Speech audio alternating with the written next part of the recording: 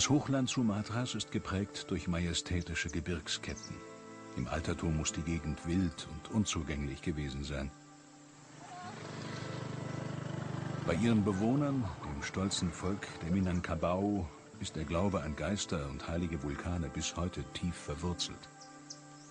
In dieser mystischen Landschaft hat ein lebendiges Relikt Srivijayas bis heute überdauert.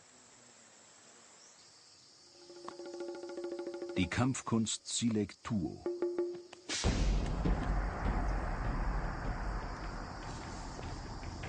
Sie soll, der Überlieferung zufolge, als Selbstverteidigungsmethode von buddhistischen Mönchen an den Höfen Srivijayas gelehrt worden sein. Eine ältere Variante des in ganz Indonesien verbreiteten Silat. Was aussieht wie ein eleganter Tanz, kann eine tödliche Waffe sein.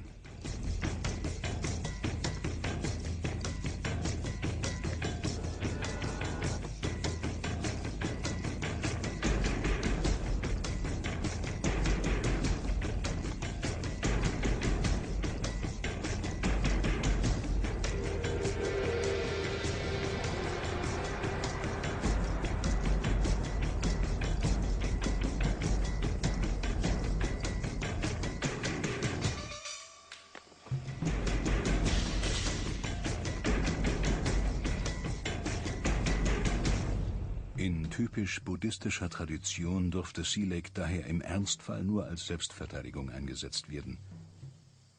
Er ist mit vielen spirituellen Vorstellungen verbunden, die heute islamisch überprägt sind, aber eindeutig viel ältere Wurzeln besitzen. Erfahrene Kämpfer, so sagt man, erwerben sogar magische Kräfte. Deswegen wird das alte Wissen sorgfältig gehütet und nur an vertrauenswürdige Schüler weitergegeben.